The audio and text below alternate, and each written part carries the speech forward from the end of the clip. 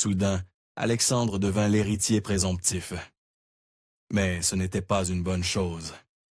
La vie d'un prince russe n'aurait pas dû être si terrible, mais l'enfance d'Alexandre fut un cauchemar. Son père, le tsar Nicolas, avait toujours été un homme strict et rigide, mais une fois sur le trône, cela empira considérablement. Pendant des années, l'empereur maintint une emprise de fer sur son fils, ainsi que sur son pays.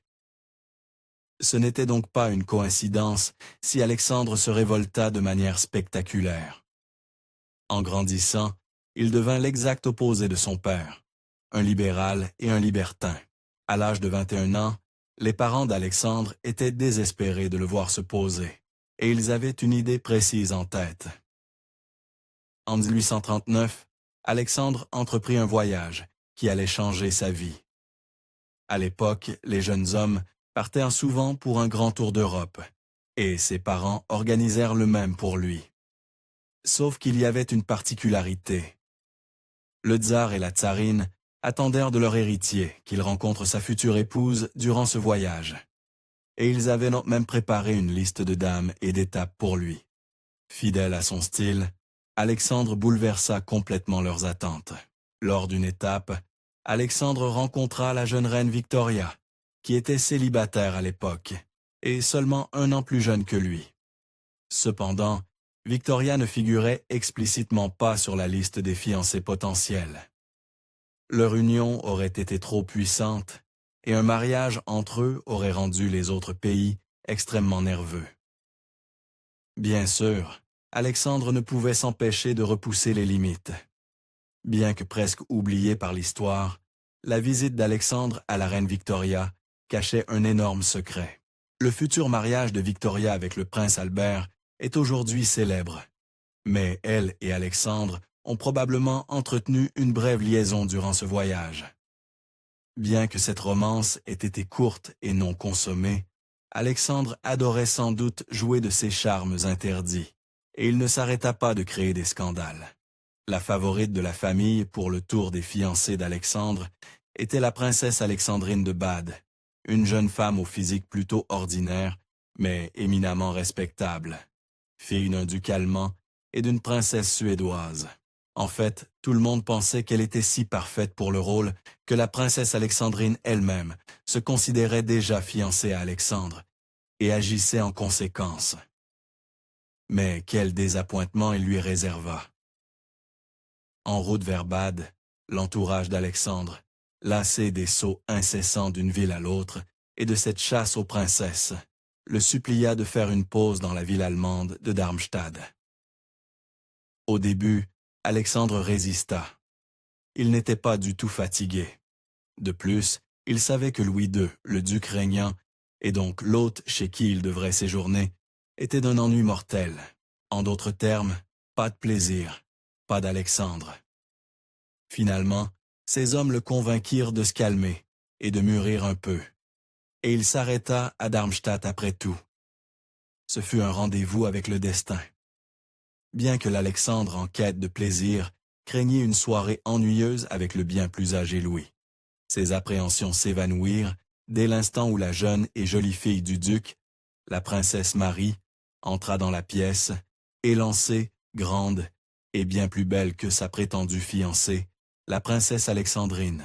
La jeune fille donna immédiatement des palpitations à Alexandre, mais il aurait dû y réfléchir à 2 fois. Même selon ses propres aveux, Alexandre fut attiré par Marie, je cite, « au premier regard », fin de citation, ce qui est en réalité un peu troublant. Voyez-vous, Marie n'avait que 14 ans à l'époque, si jeune qu'elle portait encore ses cheveux détachés, comme les enfants. Elle était aussi totalement inexpérimentée en société. Mis à part cette différence d'âge et de maturité troublante, Alexandre était clairement conquis et resta pour dîner, même s'il trouva effectivement le père de Marie ennuyeux. Comme tout ce qu'il faisait, Alexandre agissait vite. Quand il quitta Marie, son flirt avait suffisamment progressé pour qu'elle lui offre un médaillon contenant une mèche de ses cheveux. Mais tout était sur le point de s'effondrer. Après sa rencontre avec Marie, Alexandre écrivit à son père et à sa mère, déclarant passionnément son amour. La réponse de ses parents le choqua. Certes, il était censé découvrir un éventail de fiancées possibles, mais il était aussi supposé épouser la pauvre princesse alexandrine à la fin. Sa mère protesta avec véhémence, soulignant combien la famille de Marie était inférieure à la leur. Face à cette opposition, Alexandre n'avait qu'une seule chose à faire. Déjà impulsif et ultra-romantique, deux traits qui ne lui rendraient pas service à l'avenir, Alexandre griffonna une série de lettres écrites à la hâte à ses parents. Dans celle-ci, il lança un ultimatum stupéfiant. Utilisant le seul pouvoir qu'il avait, il menaça de renoncer à la succession s'il ne le laissait pas épouser Marie. Eh bien, attention à ce que l'on souhaite. Après que leur fils les eut acculés, le tsar et la tsarine cédèrent finalement et laissèrent Alexandre proposer à la jeune fille, qui accepta. Dans un tourbillon, Marie partit vivre en Russie, se convertit à l'orthodoxie orientale et prit un nouveau nom, Maria Alexandrovna. Après l'euphorie initiale, la famille attendit une année entière pour qu'elle atteigne un âge sûr pour enfanter, et pendant ce temps, les illusions d'Alexandre commencèrent déjà à s'effriter. Alexandre était peut-être tombé amoureux de Maria au premier regard, mais la réalité était bien différente. Bien qu'il lui fût encore dévoué, il devint évident que, contrairement à lui, sa fiancée était calme et conservatrice. Et si leurs niveaux d'énergie différents les équilibrèrent parfois, il y avait des problèmes plus profonds. Dès les premiers mois, Alexandre dut réaliser à quel point Maria était mal adaptée à la vie trépidante de la cour russe. Au lieu d'énergiser Maria, cet environnement ne faisait que l'épuiser et l'accabler, elle, si réservée. C'était le premier signe de trouble dans leur union, mais les deux amoureux foncèrent tête baissée. Quand Alexandre décida finalement qu'il était temps d'épouser Maria, il le fit à sa manière. Il épousa sa jeune fiancée lors d'une cérémonie grandiose et ostentatoire, qui reflétait davantage ses goûts à lui qu'à elle. Pour couronner le tout, il choisit la veille de son 23e anniversaire comme date de mariage. Une chose était claire, la nuit de noces fut un succès embarrassant. Cependant, à peine un an après son mariage, alors qu'elle était encore adolescente, Maria donna à Alexandre son premier enfant. Une fille qu'ils nommèrent Alexandra, et avec la naissance de sa fille, un grand changement s'empara d'Alexandre. En résumé, Alexandre était un papa poule comme nul autre. Il s'impliquait profondément dans l'éducation d'Alexandra, et alors que la petite grandissait, il la faisait souvent rester à ses côtés dans son bureau pendant qu'il travaillait. En effet, bien que Maria donnât bientôt une succession de 3 fils robustes, Alexandra restait sa favorite, ce qui rendait le destin de la fillette d'autant plus déchirant. En 1849, alors qu'Alexandra avait 6 ans, une tragédie inimaginable frappa la famille impériale. Cet été-là, la petite princesse succomba à une méningite infantile, plongeant ses 2 parents dans une spirale de chagrin. Tragiquement, comme nous le verrons, ce ne fut que la première des pertes horrifiantes d'Alexandre. Alexandre n'avait jamais hésité à jouer les favoris avec ses enfants, et bientôt, il exagéra. En 1853, Maria donna enfin naissance à une autre fille, Maria Alexandrovna, et la nouveau-née éclipsa immédiatement les 6 frères, tous des garçons, qui la précédèrent et la suivirent. En 1855, le père d'Alexandre, le tsar Nicolas Ier, avait 58 ans et commençait à se faire vieux, surtout pour les normes de santé en Russie à l'époque. Lorsqu'il attrapa un rhume au palais d'hiver à Saint-Pétersbourg, qui se transforma en pneumonie, tout le monde craignait le pire. Eh bien, ils auraient dû craindre bien plus. Le patriarche n'avait jamais été sentimental, mais il le prouva vraiment au cours des jours suivants. Quand les médecins informèrent Destiner, le père d'Alexandre, que sa pneumonie pouvait être fatale, le vieil homme refusa tout traitement. Il était si déterminé que certains suggérèrent qu'il voulait mourir. Quel que soit le motif, la fin amère fut la même. Nicolas décéda le 2 mars 1855, et le monde d'Alexandre fut à nouveau bouleversé. À 37 ans, Alexandre était désormais le tsar de toute la Russie, mais un sombre présage assombrit ses débuts. Lors de la cérémonie de couronnement d'Alexandre et Maria à Moscou, les 4 dames d'honneur de l'impératrice laissèrent accidentellement tomber sa couronne, qui tomba dans les plis de son manteau. La superstition voulait que cela présageât un mauvais avenir pour Alexandre et sa femme, et la salle devint tendue. À l'époque de son couronnement, le grand espoir du tsar était son fils aîné et héritier, Nicolas. Et, pour une fois dans l'histoire, l'héritier semblait à la hauteur de sa charge, bien éduqué, intelligent et éloquent. L'oncle de Nicolas le qualifia de « couronne de perfection », et tout le monde croyait que l'avenir de la Russie était entre de bonnes mains. Le destin, cependant, avait des plans bien plus cruels. En 1863, Alexandre commença à mettre son héritier sur le marché, et les choses se mirent en place presque trop facilement. Le jeune Nicolas tomba éperdument amoureux de Dagmar du Danemark, et le couple se fiança. Puis, l'autre chaussure tomba. En 1865, Nicolas tomba gravement malade. Alexandre, sa femme Maria et leur deuxième fils, Sacha, se précipitèrent tous au chevet du jeune homme, suivi de Dagmar. Quand ils réalisèrent de quoi il s'agissait, le cœur du tsar dut s'effondrer.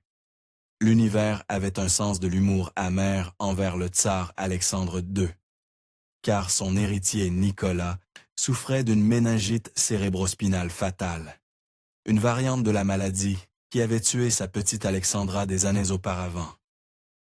Le tsar dut regarder un autre de ses enfants brillants et prometteurs s'éteindre sous ses yeux. Le 24 avril, l'héritier du tsar mourut, laissant son fils Sacha comme nouvel héritier.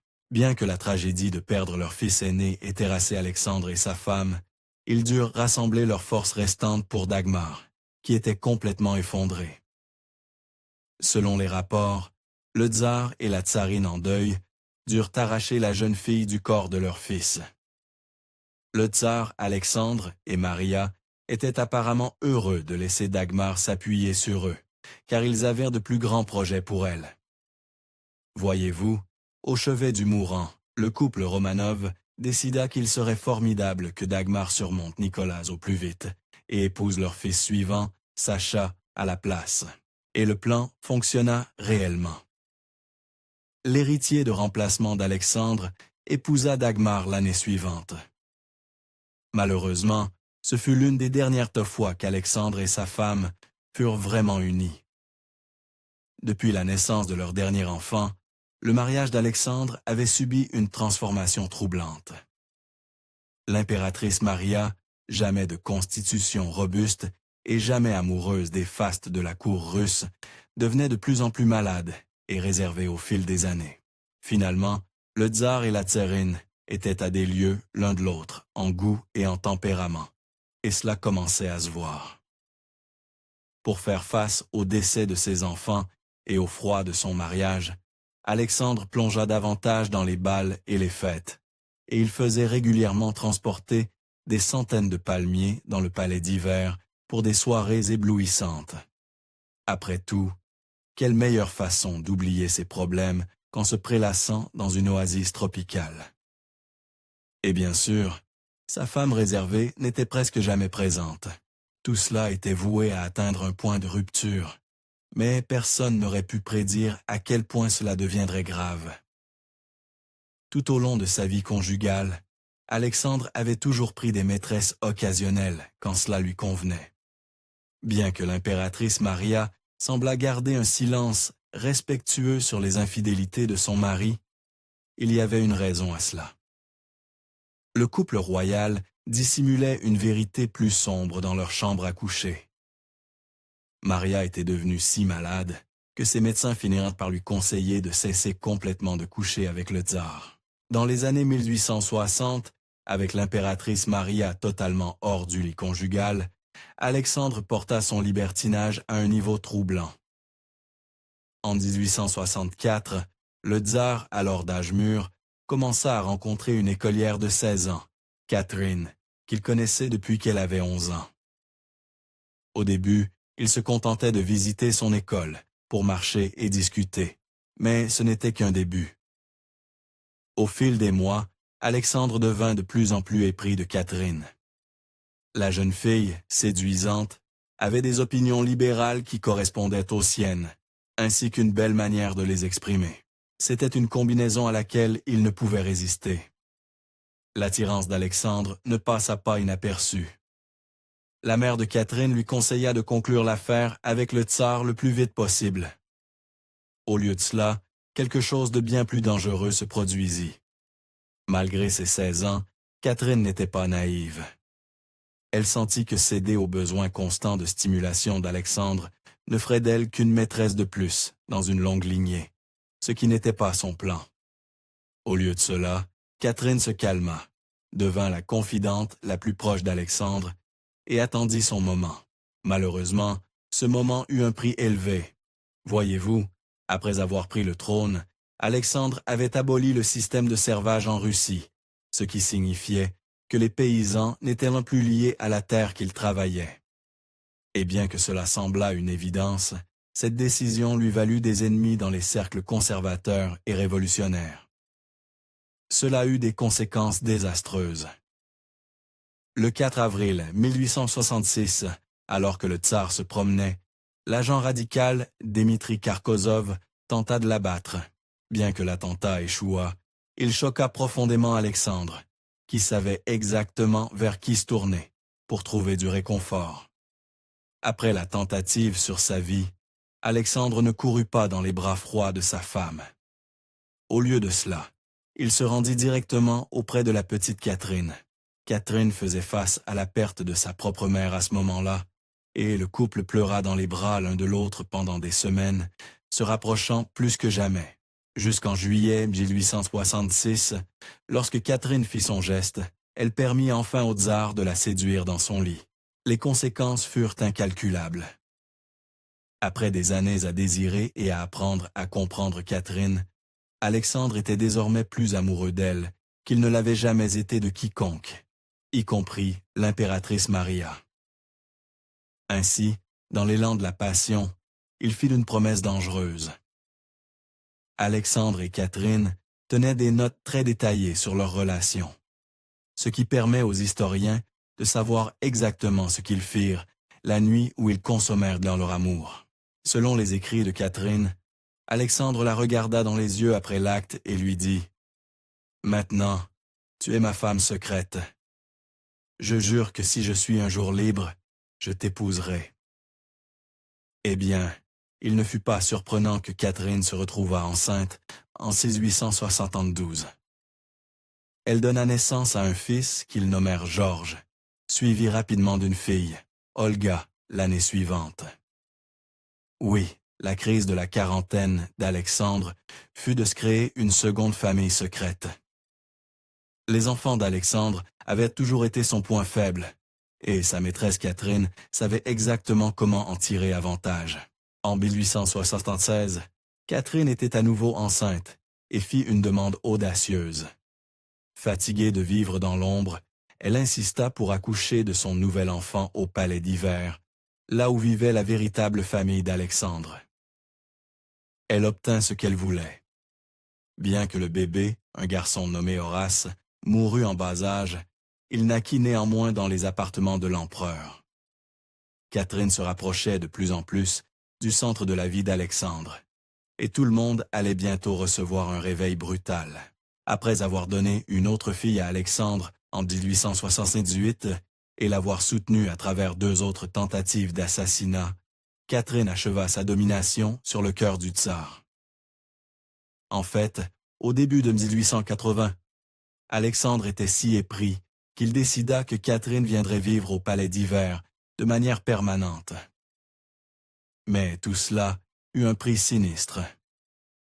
Voyez-vous, lorsqu'Alexandre décida d'installer Catherine dans la maison de sa femme, l'impératrice Maria était mourante.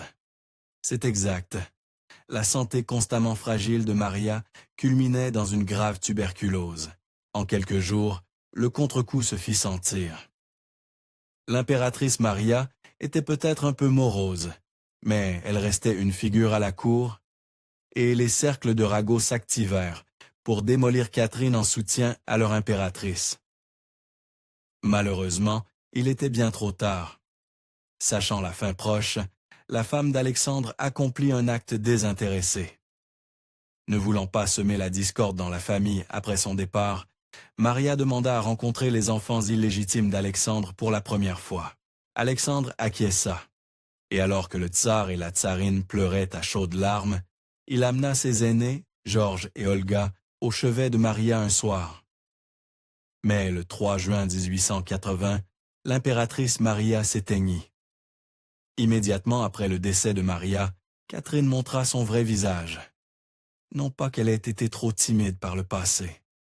Elle était ouvertement ravie que la tsarine ne soit plus. Comme Alexandre le dit, elle ne cache pas sa joie. En effet, à peine le corps de Maria commença-t-il à refroidir que Catherine poussa le tsar à faire un pas dont il ne pourrait jamais revenir. À peine un mois après le décès de l'impératrice Maria, Alexandre fit une chose très stupide. Il épousa Catherine, bien que lors d'une cérémonie secrète qui légitima néanmoins leurs enfants. Le tsar avait anticipé quelques murmures à propos de cette union, mais il découvrit bientôt l'ampleur du scandale. Littéralement, personne dans l'entourage d'Alexandre ne soutenait ce mariage. Mais ce n'était que le début de son cauchemar. Alors qu'Alexandre continuait de parader avec Catherine comme sa femme, sa famille eut plus d'occasions de mettre leurs menaces à exécution. Lors d'un bal, cela atteignit un point culminant tristement célèbre. Ce soir-là, sa belle-fille Dagmar refusa de faire la bise à l'usurpatrice Catherine, ce qui était une énorme insulte à l'époque. Alexandre était si embarrassé et contrarié qu'il cria plus tard sur elle. « Tu n'as pas de cœur ». Début mars 1881, Catherine se réveilla avec une prémonition glaciale. Elle était certaine que ce jour-là serait celui où le tsar Alexandre mourrait enfin, après toutes les tentatives d'assassinat précédentes. En conséquence, elle le supplia d'annuler ses obligations et de rester à l'abri dans les murs du palais. La réponse d'Alexandre fut typique et très coquine. Au lieu de prendre Catherine au sérieux, Alexandre fit ce qu'il faisait toujours. Il s'adonna à des plaisirs charnels avec elle pour calmer ses craintes. Apparemment, ils firent l'acte directement sur la table de ses appartements. Puis, il partit accomplir son appel militaire dominical habituel, laissant une Catherine à peine moins inquiète derrière lui. En quelques heures, elle serait tragiquement confirmée dans ses craintes. Alors qu'il accomplissait ses devoirs, la réalité d'Alexandre bascula, puis vola en éclats. D'abord, un radical lança une bombe sur lui, mais elle manqua sa cible. Puis un autre tenta sa chance. Cette seconde explosion, contrairement aux 6 autres tentatives, atteignit enfin sa marque. Alexandre le savait. Alors que la bombe atterrissait à ses pieds, il prononça « Il est trop tôt pour remercier Dieu ». Soudain, l'atmosphère se déchira avec des éclats et des cris. Lorsque le chaos s'apaisa, l'empereur prononçait ses dernières paroles. Alors que les aides se précipitaient aux côtés du tsar, ils découvrirent avec horreur et espoir qu'il était encore vivant et criait à l'aide, contre toute attente. Il n'aurait même pas dû respirer. Ses jambes étaient ben brisées et il était au-delà de toute aide terrestre. Néanmoins, ces hommes loyaux transportèrent le souverain au palais d'hiver pour accomplir les derniers sacrements et lui permettre de faire un adieu final déchirant. Alors que les assistants traînaient la forme à peine consciente d'Alexandre dans son bureau, Catherine sortit précipitamment de sa chambre, à moitié vêtue et presque folle de chagrin. L'image qu'elle créa ce jour-là resta dans l'infamie, encore parée de sa robe de nuit rose et blanche. Les spectateurs, horrifiés, se souvinrent comment le sang du tsar imprégna ses vêtements fins, alors qu'elle tenait son corps jusqu'à la fin amère. et ce fut véritablement une fin amère. Merci d'avoir regardé History Expose. Si vous aimez découvrir les meilleures histoires de l'histoire, cliquez sur « J'aime » et abonnez-vous pour continuer à explorer avec nous. N'oubliez pas de visiter notre page principale, Factorned, pour plus de faits incroyables sur tout.